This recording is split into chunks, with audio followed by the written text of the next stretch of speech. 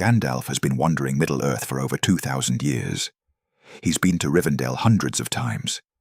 He's visited Minas Tirith, Rohan, the Blue Mountains, Mirkwood, even the far reaches of the east. But for 400 years, from around 2463 to 2851 of the Third Age, he completely avoids the Shire. He doesn't visit. He doesn't pass through. He stays away from the one place in Middle-earth that's most peaceful, most welcoming, most aligned with everything he values. Why? The movies never mention this. Most readers never notice it. But Tolkien buried the answer deep in his appendices and letters.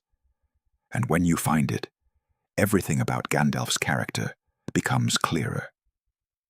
He wasn't avoiding the Shire because he didn't care about hobbits. He was avoiding it because he cared too much. And what he was protecting them from wasn't Sauron or orcs or any external threat. It was himself. This is the secret reason Gandalf stayed away from the Shire for 4 centuries. And it reveals something profound about power, corruption, and why even the wise must sometimes choose isolation. Let's start with when Gandalf arrived in Middle-earth, because understanding his mission explains everything that comes after. Around the year 1000 of the Third Age, the Valar sent 5 wizards, the Istari, to Middle-earth. Their purpose was to help the free peoples resist Sauron. But there were strict rules. They couldn't use their full power. They couldn't dominate or command. They had to inspire and guide, not conquer and rule. Gandalf took this mission seriously, more seriously than any of the other wizards. Saruman craved authority and eventually fell to corruption. The blue wizards disappeared into the east and were never heard from again. Radagast became obsessed with birds and beasts and forgot about the larger mission. But Gandalf stayed focused. He wandered constantly, never settling anywhere, never claiming territory or building a power base. He went wherever he was needed and left when the crisis passed. And for the first 1,000 years, this worked perfectly. He helped establish the White Council. He investigated Dol Guldur and confirmed that the necromancer was Sauron. He advised kings and counseled elves. He was exactly what the Valar sent him to be, a guide, not a ruler. Then he discovered the Shire. Gandalf first visited the Shire around the year 2000 of the Third Age, about 1,000 years after he arrived in Middle-earth. And he immediately loved it. Not in the way he appreciated Rivendell's wisdom or Gondor's strength, but in a deeper, more personal way. The Shire was everything Middle-earth should be. Peaceful, uncorrupted, simple but not stupid. The hobbits didn't care about power or glory or ancient grudges. They cared about their gardens, their meals, their neighbors. They lived exactly the kind of life the free peoples were fighting to preserve. Gandalf started visiting regularly. He brought fireworks, told stories, smoked pipeweed with hobbits in taverns. He became known as a wandering entertainer, a bringer of excitement and news from the outside world. The hobbits loved him. Children ran after his cart hoping for fireworks. Adults invited him to parties. He was welcome everywhere. And Gandalf loved them back. For someone who'd spent 1,000 years dealing with the pride of men, the fading of elves, and the stubbornness of dwarves, the hobbits were refreshing. They were uncomplicated in the best way. Then, around 2463, Gandalf abruptly stopped visiting. He stayed away for nearly 400 years. No warning, no explanation. He just disappeared from their lives. So what happened in 2463 that made Gandalf abandon the Shire? That's the year the White Council was formed.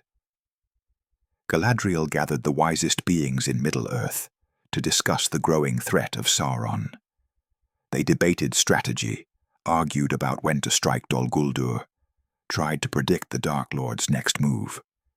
And in those debates, something became clear to Gandalf. He was getting too comfortable in the Shire. He was starting to think of it as home. And that was dangerous. Tolkien explains this in his letters and in Unfinished Tales. The Astari were forbidden from settling down, from claiming any place as their own, from becoming lords or rulers, because attachment leads to possessiveness. Possessiveness leads to the desire to control and protect.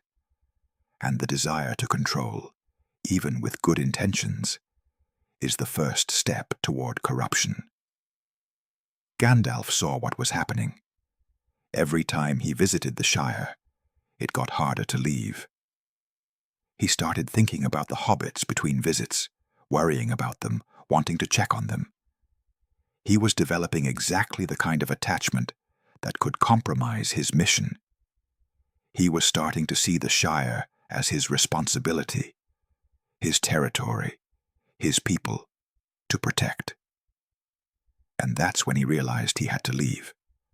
Not because the Shire was dangerous to him, but because he was becoming dangerous to the Shire. Here's what most people don't understand.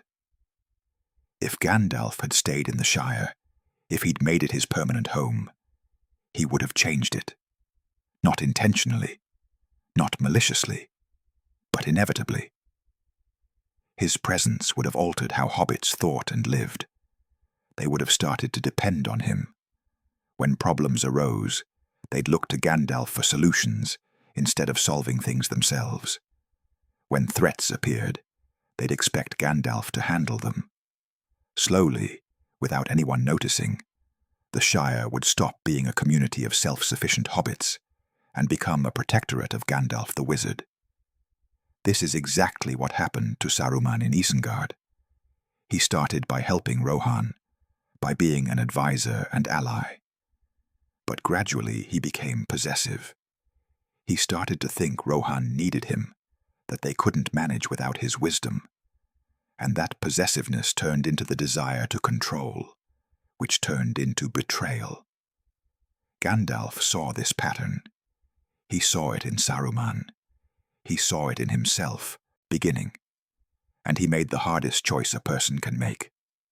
He walked away from the place he loved most, not because it was bad for him, but because he was starting to be bad for it. For 400 years, Gandalf stayed away. He visited other places, helped other peoples, but he avoided the Shire completely. This was his sacrifice, not fighting Balrogs or confronting Sauron. Those were dangerous but straightforward. The real sacrifice was denying himself the one place in Middle-earth where he felt truly at peace. So why did Gandalf finally return to the Shire around 2851? Because the situation changed.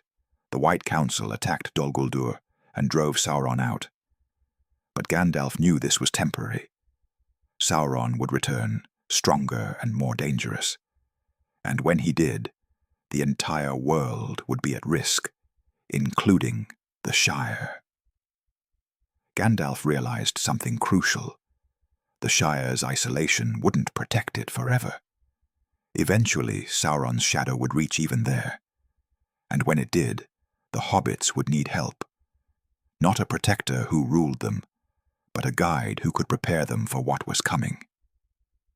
So Gandalf returned, but differently this time. He didn't stay long. He didn't make himself indispensable. He visited occasionally, brought news and fireworks, but always left before the hobbits could start depending on him. He was careful to remain Gandalf the Wandering Wizard, not Gandalf the Guardian of the Shire. This is why, when Bilbo needed someone for the quest to Erebor, Gandalf was in the perfect position to help. He knew the hobbits, he cared about them, but he wasn't so entangled that his judgment was compromised.